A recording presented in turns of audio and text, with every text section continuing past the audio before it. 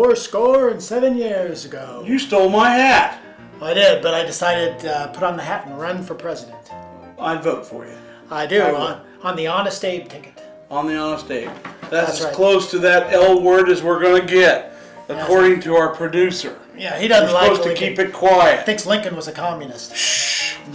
Okay. Well, I'm wearing the closest thing I got to a farmer's hat, seed cap today, because we're getting ready to cut milo. We're cutting corn. What else? There's still one cutting alfalfa left. Yeah. And there's good old-fashioned soybeans. And we're planting wheat. Farmers are busy. Farmers are busy. That's right. I say a new field for every farmer if I'm elected. We're outstanding in our field. Yeah.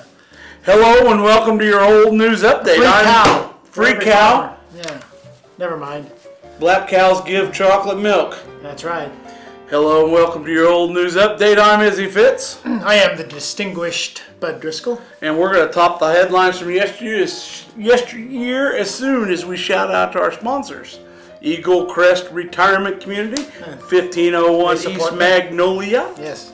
Good supporters. Headley's Clothing, 1829 South 9th. Thanks for the shirt. The dress the best. That's right. And Smoky Hill Museum, 211 West Iron. They know all about history. All right, topping the headlines. Yes. Let's get after it. Get going. This one ain't been long ago. 87. October 1st, 1987. Ooh. Delays in getting photocopies from the Salina School District's new copy center have angered teachers and prompted one to purchase her own copy machine. Carol Brandert. I heard of that. I've heard of that lady. She's on the school board. But back then in 87, she was the English department head at Salina South High School. And she bought herself a copy machine and to make copies for her classes. She kept it at home. Wow, that's pretty good. The Salina School Board in March approved setting up the copy center at Salina Area Vocational Technical School. The copy center was expected to save the district at least $20,000 in copying expenses each year. Well, copy that. Copy that. Copy that. Well, here's a piece of disturbing news here. And it's the same October 31st, but it's in 1937, 50 years ago. Slim, or Babyface Jim, as we like to call Izzy here, will not be recognized as legal by the Social Security Board offices and applications for security numbers. Ober-T Nossaman. I have a name like that. Ober-D Nossaman. What does Ober stand for? I don't know, Oberlin? Maybe. Manager of the Salina office emphasized today, nicknames or any other name that are given at birth, unless changed by due process of law, will not be recognized by this agency of the government. According to Mr. Nossaman, the great demand for Social Security numbers is taking much of the romance out of the ancient art of tattooing. Aha. Men and women with a desire to be so marked are approaching the idea in a practical and amazingly prosaic way. They seem to have lost the spirit of the art and are eschewing the hearts and flowers motif for getting their Social Security inscribed where it cannot be lost. Can you understand all that? Well, not really, but let's move on. Okay. Let's move on, bud. October 4th, 1937. Marriage of Jack Sharp and Lori Ann Sharp in Bennington in 1933 was terminated in district court this morning. Now this was from October 4th of 1937. So it took them 4 years to do this? Took them 4 years. Wow. The court finds that the defendant, Mrs. Sharp, was so intoxicated she did not know what she was doing, and in such a mental condition she could and did not enter into legal matrimony. So what was she on, a 4-year drunk? Yeah, sobered up and decided and saw who she was married going to? to Bennington must have been like going to Vegas in them days. I don't know. Looks like she wasn't too sharp. No, she wasn't.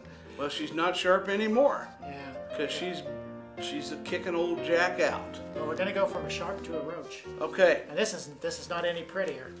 October 7th, 1937, a mere 3 days later. Equipped with a hammer and an ice pick, Opal Grace Roach appeared before the district court this morning and won a divorce from Ralph Roach on grounds of cruelty. How many people do you know bring a hammer and ice pick to court? But anyway, She testified Roach threatened to hit her with the hammer and subpoenaed Officer Glenn Solden of the police department to tell about the ice pick. I know that name. So do I. Solden's. The officer told of being called out on disturbance in July, of arresting Roach, and of finding the ice pick in his possession. Man, He's lucky it wasn't in his back. that's right. Or in his head. You're thinking. That's right. Well, here's a long one, but it's worth it. It's out of control. Listen up, folks. October 4th, 1912, Dateline, Concordia. When Roy Spratlin asked to walk home with Miss Bessie Moore Monday noon, he had no idea but that their walk would be a pleasant one. But he is at home nursing an injured face. And 5 bullet marks in a barn fence are mute evidence that a woman cannot hit what she aims at. Their words. Miss Moore and Spratlin have been, quote, going together. And today, Spratlin met Bessie downtown with her arms full of bundles. He asked to walk home with her and carry some of her packages. Mr. Spratlin was invited in and accepted the invitation. He told friends that they talked of another young man who has been going to see Miss Bessie. And Spratlin told her that he had written a letter to the other young man telling him that if he continued to call on Miss Bessie, that he, Spratlin, would quit her. Oh, I'm going to quit you. Miss Bessie, so he says, became so enraged with jealousy that she grabbed a knife and cut him down the side of the face. Wow. Spratlin left in a hurry, went and too. as he ran down the street, he says that she shot after him 5 times. Wow. He escaped with no other injury than the cut on his face. And this afternoon he is at home, and the young lady is not to be found. Word of advice, Roy. Break up with her. That's right. She's bad news. Bad news. I bet she didn't get married. Nope. If she did, I feel sorry for her intended. She may show up in another one of these. That's right. Read more about the way things used to be in the look back section of Monday's Salina Journal. You're going to find out maybe about Miss Bessie there. That's right. And 6 weeks till election, so you know who to vote for. And we'll see you yesterday.